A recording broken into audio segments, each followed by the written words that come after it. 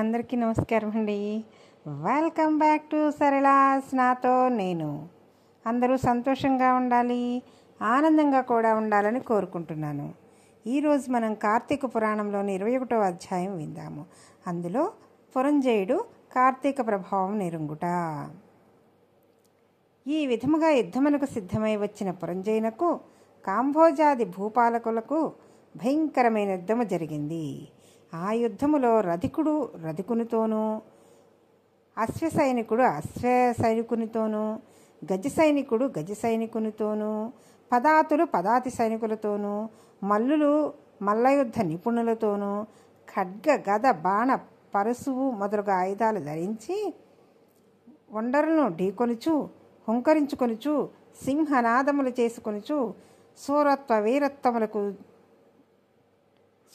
వీరత్వములను చూపుకొనుచు బేరీ దుందువులు వాయించుకొనుచు శంఖములను పూరించుకొనుచు ఉభయ సైన్యమును విజయకాంక్షులై పోరాడిరి. ఈ రణభూమినెందు చూచినను విరిగిన రథపు గుట్టలు, తెగిన మొండెములు, తొండలు, తలలు, చేతులు, హాహాకారములతో దీనావస్థలో వినిపిస్తున్న ఆక్రందనలు, పర్వతాల వలె పడియున్న ఏనుగుల గుర్రముల కళేబరాల దృశ్యములే. ఆ మహాయుద్ధమును వీరత్వమును చూపి చచ్చిపోయిన ప్రాణులను తీసుకువెళ్ళడానికి దేవదత్తులు పుష్పక విమానంపై వచ్చిరి. అటువంటి భయంకరమైన యుద్ధము సూర్యాస్తమయం వరకు జరిగినది. కాంభోజాది భూపాలుర సైన్యము చాలా నష్టం పోయెను. అయినను 3 అక్షౌహిణులున్న పురంజయుని సైన్యమునెల్లా అతి సాహసముతో పట్టుదలతో ఓడించినది. పెద్ద సైన్యమునున్నను పురంజయునికి అపజయమే కలిగెను. దానితో పురంజయుడు రహస్య మార్గమున శత్రువుల కంటపడకుండా తన గృహానికి పారిపోయెను. బలోపేతులైన శత్రురాజులు రాజ్యమును ఆక్రమించుకున్నారు. పురంజయుడు విచారంతో సిగ్గుతో దుఃఖించుచుండెను. ఆ సమయంలో వశిష్ఠులు వచ్చి పురంజయుని ఊరడించి, రాజా, మున్నొకసారి నీ వద్దకు వచ్చి తిని నీవు ధర్మాన్ని తప్పినావు. నీవు చేస్తున్న దురాచారాలకు అంతులేదు. ఇకనైనను సన్మార్గుడు అయి ఉండమని హెచ్చరించి తిని అప్పుడు నా మాట వినలేదు. నీవు భగవంతుణ్ణి సేవింపక అధర్మ ప్రవర్తనుడివై ఉన్నందుననే ఈ యుద్ధమును ఓడి రాజ్యమును శత్రువులకు అప్పగించితివి. ఇప్పటికైనా నా మాటలు ఆలకింపుము. జయాపజయాలు దైవాధీనములను ఎరింగియు నీవు చింతతో కృంగిపోవటయేలా? శత్రురాజులను యుద్ధములో జయించి నీ రాజ్యమును నీవు తిరిగి పొందేవలనన్న తలంపు కలదేని? నా హితోపదేశమును ఆలకింపుము. ఇది కార్తీక మాసము.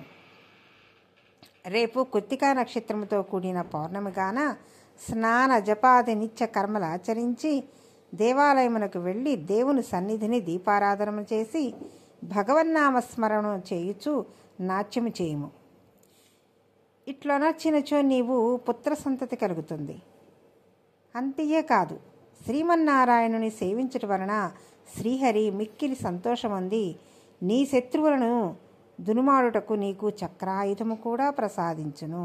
కనుక రేపు అట్లు చేసిన ఎడల పోగొట్టుకున్న రాజ్యమును తిరిగి పొందగలవు.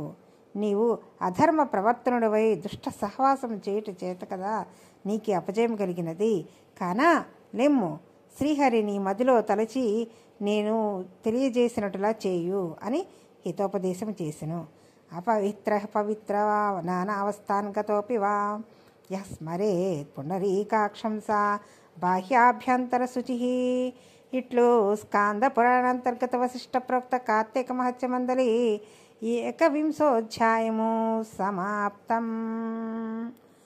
నారాయణ నారాయణ జయ గోవింద హరే, నారాయణ నారాయణ జయ గోపాల హరే, నారాయణ నారాయణ నారాయణ నారాయణ నారాయణ.